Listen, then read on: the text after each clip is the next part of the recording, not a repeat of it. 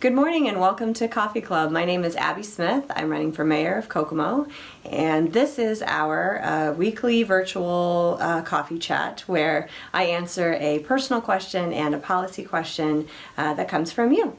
So this week's questions come from Andrea and Jay. Thank you very much for asking. This doesn't work if you don't ask the question, so I appreciate it. Andrea is dying to know how I drink my coffee. And I don't mean to disappoint Andrea, but I drink the hot bean water known as black coffee. But it does come in a fun, awesome mom mug that my kids got me, so maybe that's fun. It's kind of a weird story. My dad, probably offhand, when I was a kid, said, "Ab, if you're going to drink coffee, drink it black." And for some reason, that really resonated with me. He doesn't remember saying it, but he did, and so now when I started drinking coffee, I started drinking it black, and I just still do. So that answers the boring question of how I drink my coffee. So the second question comes from Jay. Jay is actually my neighbor. I call him Jay Neighbor. And his question is about what would I do as mayor about the childhood poverty rates in our community. So this week, the Robert Wood Johnson Foundation came out with our annual county health ranking. They do it for every county in the United States, and they've done it for a long time. And this was the week they released Howard County. So this is for the whole county, not just the city of Kokomo, but we all work together and live together, and so we want to make sure we work together on solutions.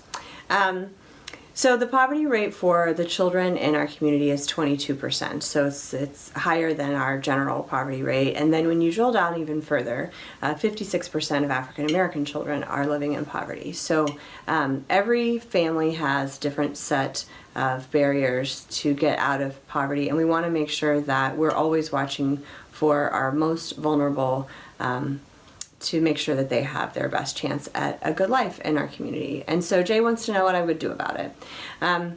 It's a tough question, right? It's a tough challenge. People have been working on poverty for a very long time.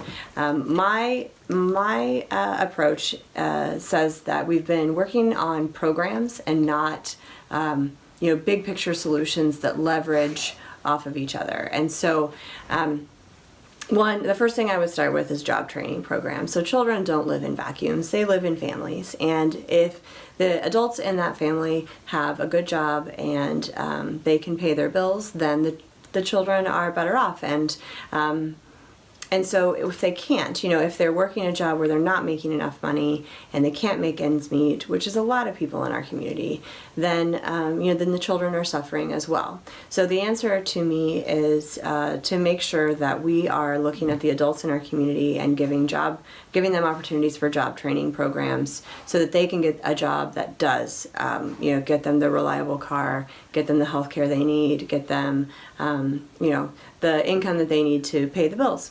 And so that seems easy enough, like job training programs. Let's give people better jobs. But the thing is, we forget that if you have children, you need a safe place to send your children while you're taking that job training program or while you're going to work. And so we need to be sure to pair those with quality, affordable childcare. If you haven't sent a child to childcare recently, then you may not know it is very expensive. I have two children, and they were both in childcare. I've worked as long as I've had them, so we had a hybrid of grandparents and childcare, but it was very expensive. And so, we need to be sure that we're providing a good, healthy network of quality, affordable places for parents, that was my dog Timber, parents to send their children while they are either at the job training program or if they are at their new job. And then the third piece is, everybody comes home, right? You either come home from childcare, from school, or from work, and you want a welcoming and safe neighborhood to live in. So one of the key things in a child's life that can really make a difference is to have an adult in your life that is not your parent that cares about you. So you might think back and you might have a teacher or a baseball coach who made a difference in your life.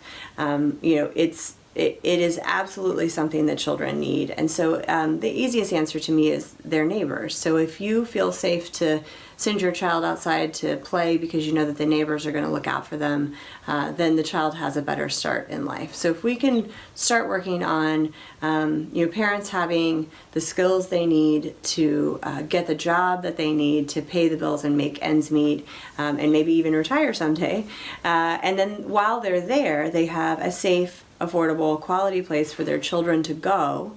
And then when they all come home, they have a welcoming, safe neighborhood that they feel good about, and then we can really start leveraging these programs off of one another. So I think when you keep your eye on the big picture and you don't think that one single thing is going to make everything better on its own, then we have a better chance at addressing this very big issue, very complex issue of childhood poverty. So that's the approach I would take. Thank you, Jay, for asking. Please keep asking questions, and I look forward to our next coffee chat. Have a good week.